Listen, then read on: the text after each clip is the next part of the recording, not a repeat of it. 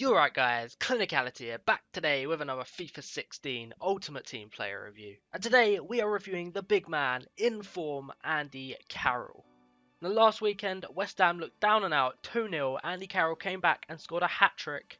And the game finished 3-3, so a really well-deserved inform for that hat-trick. And as you can see by the team on screen now, I put him into a 4-3-3, trying to abuse his main stats, which are his height and his jumping and heading. And I must say, the team played brilliantly. I had a lot of fun using this team and just definitely recommend it to you guys. We left the player instructions as they were, just standard instructions. As you may know, I like to leave them standard, and if they don't work, then I will change them. The only thing I would say is he did occasionally drift out wide, so maybe you want to tell him to play as a target man or even tell him to stay central. Either one would probably fix that problem, but it wasn't that bad to be honest, so you can just get away by leaving them standard, as I did. As always, we played 6 games with him and we managed to score 12 goals and get 2 assists. An average of 2 goals a game. He scored 2 hat-tricks and 3 braces and only had 1 game in which he didn't score. So much better than I expected from him. He was absolutely on fire. Initially, I thought the 64,000 coins was a little bit expensive for what you were going to get. However, with a return like that, that is so well worth it. And at the time of making this video, he's actually dropped to around 50k on Xbox and 40k on PlayStation. Now onto his base stats, he has 72 pace, 70 dribbling, 83 shooting, 51 defending, 65 passing and 87 physical. Onto the in-game stats now, and as you can see, the main standout there has to be 94 strength. On a striker, that is incredible. And the 83 jumping is pretty good as well.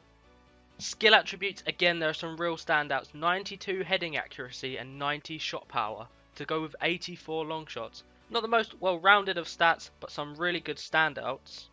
He is 6'3", he's left footed, medium work rates, 3-star weak foot, only 2-star skills, and he has the aerial threat and strength speciality and the injury prone and power header trait. And as we jump into the clips, the first thing I want to talk about is that power header trait and aerial threat speciality. Obviously, the reason being, that is what he's known for. He is really tall and his jumping and heading are brilliant. With his 92 heading accuracy and his 83 jumping, combined with both of those traits, allows him to pretty much win every single ball in the air. Now, I'm not the biggest fan of crosses on this game. I think the goalkeepers automatically come out way too often, and for me, I just find them really hard to score. However, every single time where there was a header and the keeper wasn't involved, Andy Carroll beat the defenders. He won every single header. They were powerful as well. And the one thing for me that really helped out is when you get a goal kick, you can boot the ball up to Andy Carroll knowing that he's going to beat anyone in the air and you can just get straight back on the attack. Another thing that helped out with his heading was his 94 strength. Ridiculous on any player, let alone someone who's going to be going and scoring you goals. And it definitely translated into the game because he felt like he could push anyone off the ball.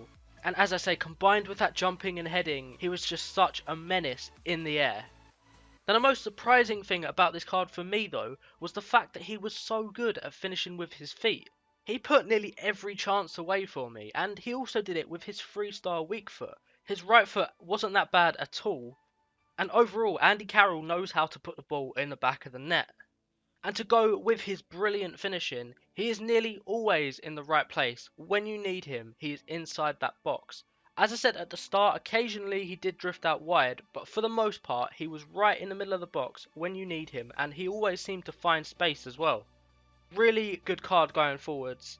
And yes, he does have a lack of pace, and it does affect his card in certain situations. But again, for the most part, he gets himself in good positions and therefore doesn't require pace to be able to get through on goal.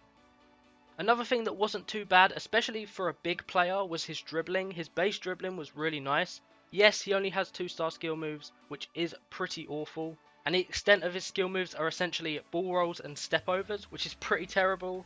But if you're using him as a target man, there is no need to do skill moves because you're just going to whip that ball into him. And he is certainly able to provide the finish. Last thing to mention is his passing. Now his long passing wasn't ideal.